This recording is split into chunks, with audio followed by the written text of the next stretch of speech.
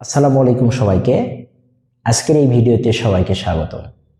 আজকে আমি কথা বলবো এসএসসি পদার্থবিজ্ঞান বইয়ের সিলেট বোর্ড 2025 সালে বল অধ্যায় থেকে যে কোশ্চেনটা আসছিল সেটার সমাধান নিয়ে।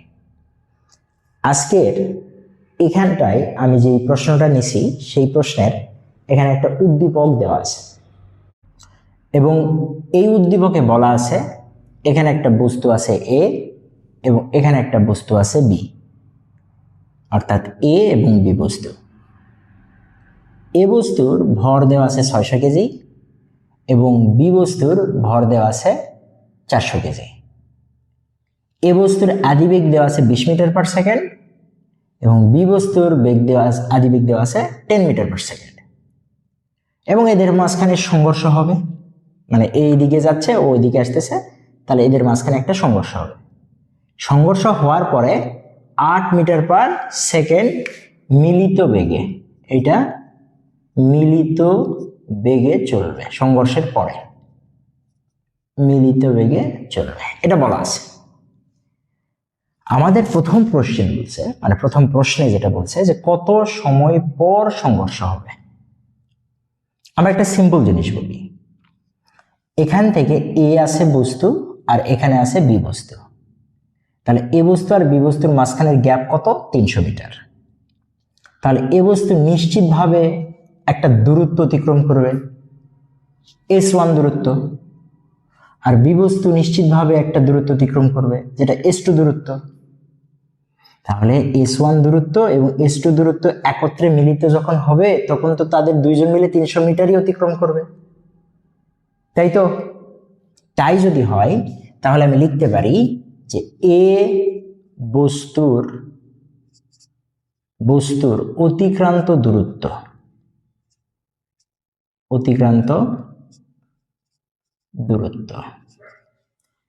এ বস্তুর অতিক্রান্ত দূরত্ব কত? S1। S1 এর সূত্র কি? E1t। E1 এর মান কত? E1 এর মান 20, আর এখানে কত আছে? t। আবার বি বস্তুর অতিক্রান্ত দূরত্ব,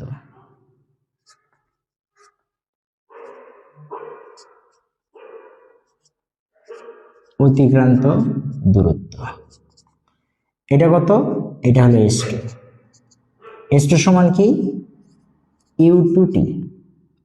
U2 কত? U2 10, এই হলো t। তাহলে ও গেল S1 হচ্ছে 20t আর ও আসলো S2 হচ্ছে 10t। তাহলে শর্ত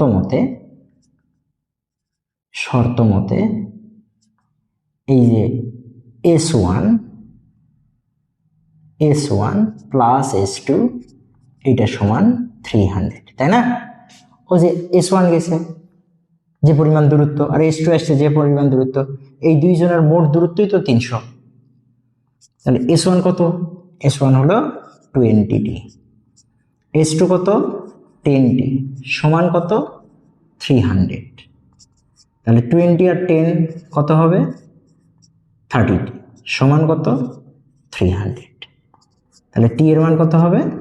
300 ডিভাইডেড 30, এর মানে 10 সেকেন্ড। অর্থাৎ এই দুইজন, অর্থাৎ এ বস্তু বা এই গাড়ি এবং বি গাড়ির মাঝখানে যেই সংঘর্ষ হবে এই সংঘর্ষটা হবে 10 সেকেন্ড পরে। কয় সেকেন্ড পরে? 10 সেকেন্ড পরে। এখন আমাদের পরবর্তী অঙ্কে যাইতে হবে।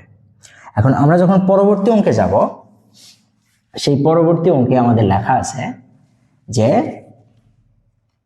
উদ্দীপকের ঘটনা ভরবেগের সংরক্ষণশীলতার সূত্রকে মেনে চলে কিনা।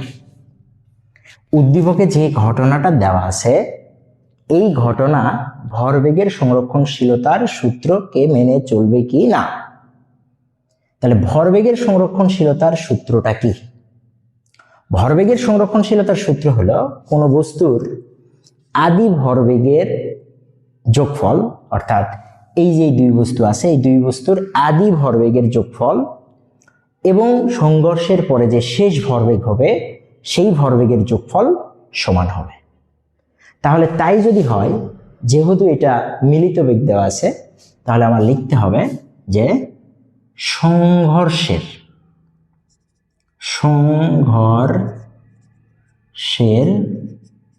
পূর্বে আদি ভরবেগ সংঘর্ষের পূর্বে আদি ভরবেগ। আচ্ছা, মোট আদি ভরবেগ লিখি, মোট আদি ভরবেগ। তাহলে মোট আদি ভরবেগ কত হবে? P1 সমান, ভরবেগ মানে কি?